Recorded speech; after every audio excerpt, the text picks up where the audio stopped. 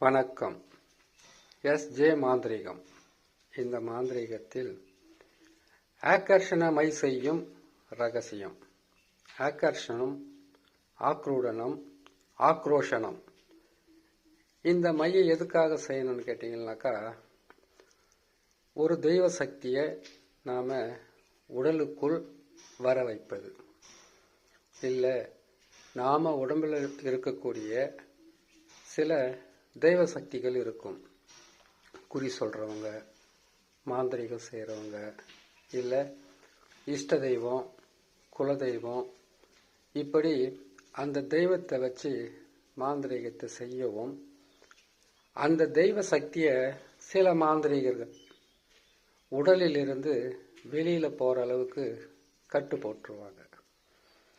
எப்படி கட்டு போடுவான்னு கேட்டிங்கன்னாக்கா, முதலில் அந்த உடலில் இருக்கக்கூடிய, உடலில் இருப்பது மட்டும் இல்லை, வீட்டில் இருக்கக்கூடிய குலதெய்வத்தை கூட கட்டி வீட்டுக்குள் வராத அளவுக்கு கட்டு போடக்கூடிய மிகப்பெரிய ஒரு சக்தி தான் இந்த ஆக்ரூடனம், ஆகர்ஷணம். அது மட்டும் இல்லாமல் நம்ம முன்னோர்கள் இருப்பாங்க. முன்னோர்களுடைய ஆத்மாக்கள், நம்ம வீட்டில் இறந்தவர்களுடைய முன்னோருடைய ஆத்மாக்கள் அமாவாசை நாளில் மற்ற நாளில் வீட்டுக்கு வரும் போகும். அதை கூட சேர்த்து கட்டி வீட்டுக்குள் வராமல் வெளியில் நிற்க வைப்பது. இல்லைன்னு கேட்டிங்கன்னாக்கா, மற்ற இடங்களுக்கு அவங்கள விரட்டி அடிப்பது. அதை சில மாந்திரிகர் பகையால், இல்லை உங்களுக்கு இருக்கக்கூடிய பிரச்சனையால், எதிரியால், துரோகிகளால் இப்படிப்பட்ட பாதகத்தை செஞ்சிடுவாங்க. இப்போ அந்த சக்தி, குலதெய்வ சக்தி, இஷ்ட தெய்வ சக்தி, உடம்பில் இருக்கக்கூடிய பல வகையான, நிறைய பேர் சொல்லுவாங்க இல்லையா, என் உடம்புல காளி இருக்காங்க, என் உடம்புல துர்க்கை அம்மன் இருக்கிறாங்க, நாகால் அம்மா இருக்காங்க, கன்னி அம்மா இருக்காங்க, கருப்பண்ண சாமி இருக்காரு, இன்னும் பல தெய்வ சக்திகள், இறை சக்திகள் நம்ம உடம்புக்குள்ள இருக்குது. ஆனால் இப்போ பேச முடியல. பேசினாக்கா அவங்க வாக்குப்பளிதம் கொடுக்க மாட்டேன்றாங்க. செய்கிறது எதுவுமே மன நிறைவாக நடக்க மாட்டேங்குது. குடும்பத்தில் சந்தோஷம் என்பது துளி கூட இல்லை. வீட்டுக்குள்ள நிம்மதி இல்லை. தினமும் பிரச்சனை, நித்தமும் பிரச்சனை. அது செய்கிற வேலையாக இருக்கட்டும், வியாபாரமாக இருக்கட்டும், தொழிலாக இருக்கட்டும், எதுவாக இருந்தாலும் அந்த இஷ்ட தெய்வத்தையும் குலதெய்வத்தையும் வீட்டுக்குள்ளே வரக்கூடிய முன்னோர்களுடைய ஆத்மாக்களை கட்டி வச்சா, இல்லைன்னா விரட்டி அடிச்சிட்டா அந்த வீட்டுக்குள்ளே சுப நிகழ்ச்சிகள் நடக்காது, சந்தோஷம் இருக்காது. இழப்புகளும் நஷ்டங்களும் கஷ்டங்களும் அளவுக்கு அதிகமாக இருக்கும். அப்படிப்பட்ட ஒரு தெய்வ சக்தியையும் இஷ்ட சக்தியையும் வீட்டுக்குள்ளே இருக்கக்கூடிய முன்னோர்களுடைய ஆத்மாக்களை வர வைப்பது தான் இந்த ஆகர்ஷணமை, இல்லைன்னா ஆக்ரூடனமை. இந்த மையை செய்கிறது இந்த மைய இல்லை, எந்த மையா இருந்தாலும் அந்த மையை செய்யணும்னா பல மாதங்கள் கட்டாயமாக ஆகும். எடுத்த உடனே ஒரு மையை செய்து முடிச்சிட முடியாது. ஏன்னு கேட்டிங்கன்னாக்கா, சொல்லக்கூடிய மூலிகையில் இது சைவம். மூலிகையுடன் கருக்களை சேர்த்தால் அது அசைவம். சைவத்தில் செய்தாலும் பலிதமாகும், அசைவத்தில் செய்தாலும் பலிதமாகும். ஆனால் இதை செய்து முடிக்கிறது தான் பெரும் பாடாக இருக்கும், ரொம்ப கஷ்டமாக இருக்கும். இந்த ஆகர்ஷண மையை செய்து வச்சுக்கிட்டாக்கா, மற்றவங்களுக்கு நாம் நல்லது செய்கிறோமோ கெடுதல் செய்கிறோமோ அது இரண்டாவது வேலை. முதலில் நாம் நமக்கு இருக்கக்கூடிய கெடுதல் இருந்து நம்ம காப்பாற்றிக்கலாம். ஏன்னு கேட்டீங்கன்னாக்கா, எதிரி இல்லாத வாழ்க்கை இனிப்பில்லாத சக்கரை மாதிரி அவ்வளவு சுவையா இருக்காது. யாருக்கு தான் எதிரி இல்லை? விலங்குகளுக்கு விலங்குகளே எதிரி. மனிதன் ஏழ்மையா இருக்கிற வரைக்கும் ஏளனம் பண்ணி பேசுவாங்க, கேவலப்படுத்தி பேசுவாங்க, அவமானப்படுத்தி பேசுவாங்க, மன கஷ்டப்படுத்தி பேசுவாங்க. இதுவே கொஞ்சம் முன்னேற்றம் அடைஞ்சு வசதி வாய்ப்புகள் வாழும்போது போராம, வயிற்றெரிச்சல், உங்க மேல தீராத பகை, உங்களை வளர விடக்கூடாது. வளர்ந்தா அவங்க ஏதாச்சும் பண்ணிக்கிட்டு ஏதாவது ஆயிடுவாங்க. இப்படிப்பட்ட கெட்ட மனிதர்கள் வாழக்கூடிய இந்த உலகத்தில் நம்மை காப்பாற்றிக் கொள்ளதான் முதல்ல முயற்சி செய்யணும். அப்படி ஒரு நல்ல மையத்தான் இந்த மைய உருவாக்கக்கூடிய ஒரு ரகசியத்தை சொல்றோம். இது சாதாரணமாகவே இந்த மூலிகைங்க அவ்வளோ சீக்கிரத்தில் கிடைச்சிடாது. கிடைச்சா அதிர்ஷ்டம்தான். அதிர்ஷ்டன்றதை விட பல பிரச்சனைகளிலிருந்து காப்பாற்றிக் கொள்ள உதவியாக இருக்கும். சரி, ஆக்ரஷண மை செய்வதற்குண்டான மையினுடைய ரகசியத்தை எந்தெந்த மூலிகை எடுக்கணும்னு சொல்லிடலாம். முதலில் ஆகர்ஷண மை அப்படின்றத தெளிவாக சொல்லியிருக்கேன். புரியலன்னா 1க்கு 2 முறை கேட்டு புரிஞ்சுக்குங்க. இதுக்கு எடுக்க வேண்டிய மூலிகை வேர்களை பார்த்து அந்த மூலிகை வேர்களை நீங்கள் எடுங்க. எடுக்கிறதுக்கு முன்னாடி அந்த மூலிகை வேருக்கு சாப நிவர்த்த மந்திரம்னு ஒன்று இருக்கும். அந்த மந்திரத்தை நீங்கள் பயன்படுத்துங்க. முதல்ல இந்த சாப நிவர்த்தி மந்திரன்றது எல்லா பதிவிலும் போட்டிருக்கேன் மை அரைக்கிறதுல. அதை கேட்டு தெரிஞ்சுங்க. இன்னொரு முறை சொல்லிடுறேன், அதையும் நீங்கள் தெரிஞ்சுக்கிட்டு நீங்கள் செய்யுங்க. சாப நிவர்த்தி இந்த மூலிகை மந்திரத்தை எப்போ வேணாலும் நீங்கள் சொல்லி அதை சித்தி பண்ணி வச்சுக்கிட்டீங்கன்னா உங்களுக்கு ஈஸியாக இருக்கும். ஓமூலி சர்வமூலி உன் உயிர் உன் உடலில் நிற்க எனக்கு வசியமாக கடவ குரு குரு சுவாக, இந்த மந்திரத்தை சொல்லலாம். அதுக்கப்புறம் சிவன் சாபம் நசி நசி, சக்தி சாபம் நசி நசி, தேவர்கள் சாபம் நசி நசி, சித்தர்கள் சாபம் நசி நசி, சர்வ மூலிகை சாபம் நசி நசி, எனக்கு வசியமாவாய் கடவ குரு குரு சுவாக, இந்த மந்திரத்தையும் சொல்லலாம். இதை மூலிகை எடுக்கிறதுக்கு முன்னாடி நம்ம காப்பு கட்டணும். காப்பு கட்டும்போது மஞ்சள் நூலால் ஒவ்வொரு மூலிகைக்கும் காப்பு கட்டி அந்த மூலிகைகளுக்கு நீர் ஊற்றி தண்ணியை ஊற்றி அதுக்கப்புறம் அதுங்களுக்கு படையல் போடணும். படையல்னா பெருசாலாம் நீங்கள் செய்யணுன்ற அவசியம் இல்லை. அவல் பொரி கடலை, பத்திச்சூடம், தாம்பூலம், உங்களுக்கு தேவையான இனிப்பு பலகாரம். அப்படி இல்லைன்னு கேட்டிங்கன்னாக்கா இதை மட்டும் வச்சு கூட மஞ்சள் நூலால் முதல்ல திருநீரை அது மேலே நீங்கள் போடணும். தண்ணியே தெளிக்கணும், திருநீரை போடணும், பன்னீர் கூட தெளிக்கலாம். அதுக்கப்புறம் அது வேர்கிட்ட தண்ணியை ஊற்றணும். தண்ணியை ஊற்றி வச்சு ஆணி வேறு அறுபடாமல் எடுக்கணும். எது எடுக்கிறதா இருந்தாலும் செய்கிறத கரெக்டாக செய்து முடிக்கணும். கை கூடி வர்றதே ஒரு பெரிய விஷயம். கை கூடிட்டா இதை வச்சு முதல்ல மற்றவங்கள காப்பாற்றுறது அப்புறமா பார்த்துக்கலாம். உங்களை காப்பாற்றிக்க மிக உதவியாக இருக்கும். சரிங்களா? சரி, இதுக்குண்டான மூலிகை வேர்களுடைய ரகசியத்தை சொல்லலாம். கொழிஞ்சி வேர் ஆணிவேர் அறுபடாமல் எடுக்கணும். தலைச்சுருளி வேர் ஆணிவேர் அறுபடாமல் எடுக்கணும். பேய்மிரட்டி வேர் ஆணிவேர் அறுபடாமல் இருக்கணும். ஆடையொட்டி வேர் ஆணிவேர் அறுபடாமல் எடுக்கணும். தொட்டால் சுருங்கி தொட்டால் வாடி நிழல் பட்டால் சுரைன்னு சொல்லக்கூடிய அந்த மூலிகையுடைய வேரை ஆணிவேர் அறுபடாமல் எடுக்கணும். நிலவாகை வேர் ஆணிவேர் அறுபடாமல் எடுக்கணும். சிறு சின்னி வேர் ஆணிவேர் அறுபடாமல் இருக்கணும். புல்லாமனுக்கு வேர் ஆணிவேர் அறுபடாமல் எடுக்கணும். பின்துடாரி வேர் ஆணிவேர் அறுபடாமல் இருக்கணும். இந்த மூலிகைகளை முதல்ல காப்பு கட்டி சாப நிவர்த்தி மந்திரங்களை சொல்லி படையலை போட்டு நல்ல நாளில் எடுக்கணும். நல்ல நாள்னா எந்த நாள்? வெள்ளிக்கிழமை எடுக்கலாம், வியாழக்கிழமை எடுக்கலாம், வளர்பிரியா வரக்கூடிய திங்கக்கிழமை எடுக்கலாம், புதன்கிழமை எடுக்கலாம். எடுத்து மற்ற நாள் ஞாயிற்றுக்கிழமை, செவ்வாய்க்கிழமை, சனிக்கிழமை எடுக்க வேணாம். அது கெட்ட வேலைகளை செய்கிறதுக்கு எடுத்துக்கலாம். இந்த நாளில் இதுங்களுக்கு காப்பு கட்டி எடுத்துட்டிங்களா, எடுத்து நிழலில் நல்லா காய வைக்கணும். நல்லா ஒரு மாதம் வரைக்கும் நல்லா காய்ஞ்சாக்கா, வெயில் காலமாக இருந்தால் சீக்கிரமாக காய்ஞ்சிரும், மழை காலமாக இருந்தால் கொஞ்சம் லேட்டாக காயும். நல்லா காய வச்சு இது எல்லாமே ஒரு மண் பாத்திரத்தில் போடணும்.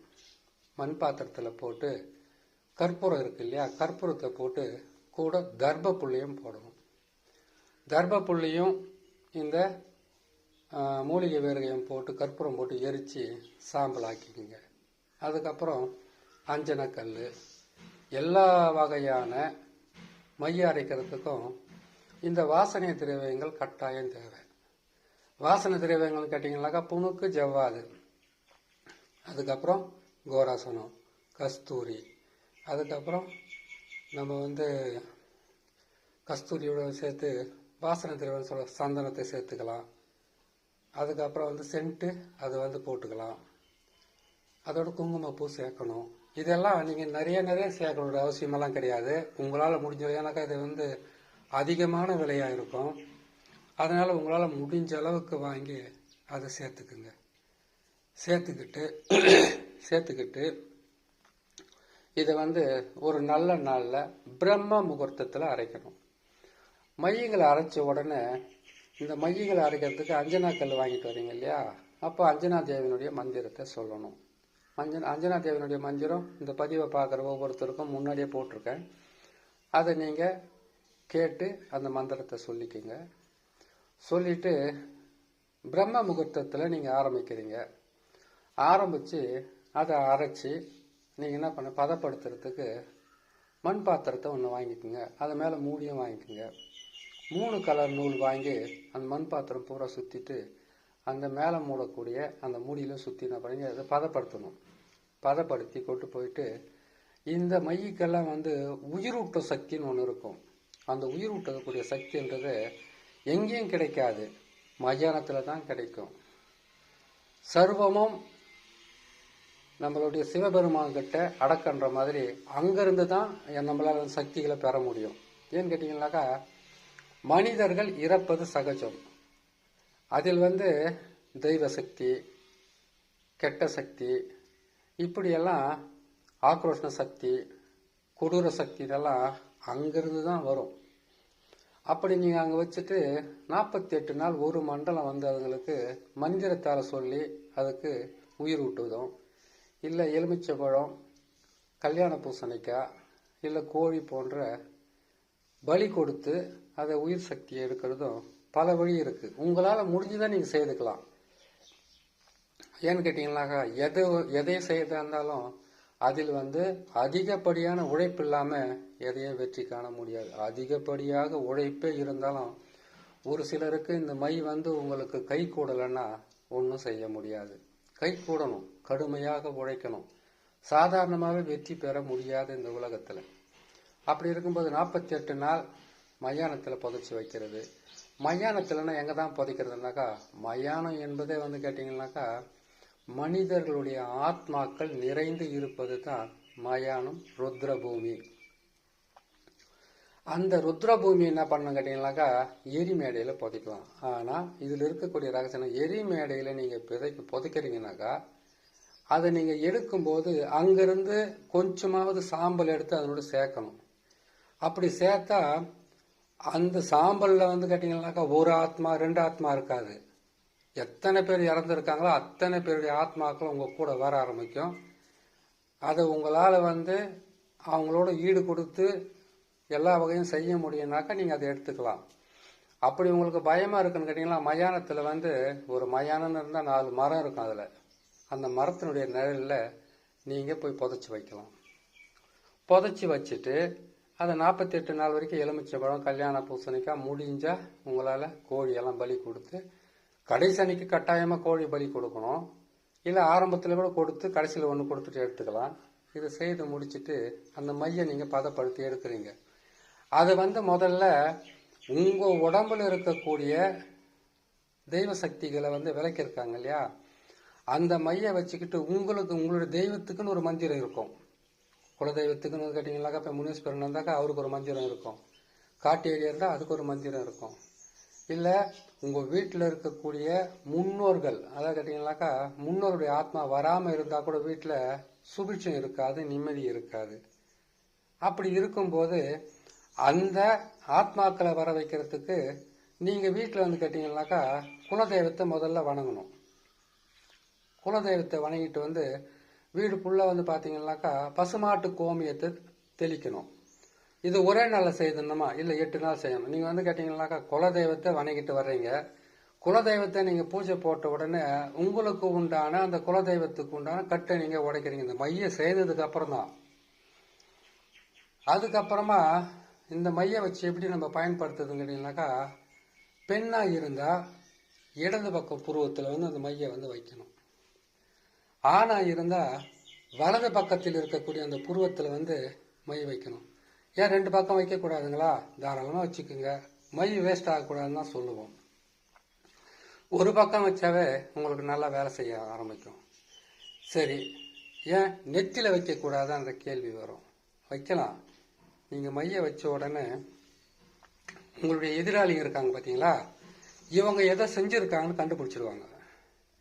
கண்டுபிடிச்சிட்டு அவங்களோட நீங்கள் போராடிக்கிட்டே இருந்தால் நீங்கள் எப்போ வெற்றி பெறுறது, நீங்கள் எப்போ வாழ்க்கையில் முன்னேற்றம் அடைகிறது? நம்ம மையை நிறைய பேர் என்ன பண்ணுவாங்க கேட்டீங்கன்னாக்கா, குங்குமத்தை வைப்பாங்க, திருநீரை வைப்பாங்க, அதோடு சேர்ந்து மையை வச்சிருவாங்க. மையை வச்ச உடனே எதிராளியோ துரோகிக்கு என்ன பண்ணுவாங்க கேட்டீங்கன்னாக்கா, இவங்க எதோ செய்து இவங்களை காப்பாற்றிக்கிட்டு இருக்காங்கன்றது ஒரு பக்கம். இன்னொரு பக்கம் இந்த மையை வச்சு நமக்கு எதாவது செஞ்சுட்டு இருப்பாங்களான்ற பயம் இன்னொரு பக்கம். ஒருத்தருக்கு இருக்கக்கூடிய பயம்தான் மற்றவங்களை கஷ்டப்படுத்தும். அதனால் வாழலாம், அவங்களோட போராடி வாழக்கூடாது. சுதந்திரமாக வாழறதுக்கு உண்டான வழி தான் புருவத்தில் மை வைக்கிறது. அந்த புருவத்தில் மையை வச்சுக்கிட்டு நீங்கள் காளியோட மந்திரமோ துர்கையோட மந்திரமோ மாரியம்மா, முத்து மாரியம்மா, நாகாலம்மா, அதுக்கப்புறம் கேட்டிங்கன்னாக்கா முனேஸ்வரன், ஈஸ்வரன் சொல்லக்கூடிய காட்டேரி, கருப்பண்ணசாமி, எந்த தெய்வமாக இருந்தாலும் அந்த தெய்வத்துக்கு ஒரு மந்திரம் இருக்கு இல்லையா, அந்த மந்திரத்தை குறைஞ்சது ஒரு 8 நாளாவது பயன்படுத்துங்க. அப்படி பயன்படுத்தினா தான் உங்களுக்குள்ளே இருக்கக்கூடிய அந்த சக்தி, போன சக்தி திரும்ப வருதுன்றத கண்டுபிடிச்சிடலாம். அது மட்டும் இல்லாமல் குலதெய்வத்தை வணங்குறதுக்கு முன்னாடி வீட்டையெல்லாம் சுத்தப்படுத்திட்டு நீங்கள் போயிட்டு குலதெய்வத்தை வணங்கிட்டு குலதெய்வத்தை வீட்டுக்கு கூட்டிகிட்டு வரணும் இல்லையா, முதல்ல வீட்டை சுத்தப்படுத்திடுங்க. குலதெய்வத்தை போய் வணங்கிட்டு வாங்க. வணங்கிட்டு வீட்டுக்குள்ள என்ன பண்ண கேட்டிங்கன்னாக்கா, இந்த பசுமாட்டு கோமியத்தை ஒரு நாள் மட்டும் கழுவினா போதாது. முதல்ல கழுவுறீங்க, குலதெய்வத்தை வணங்குறீங்க.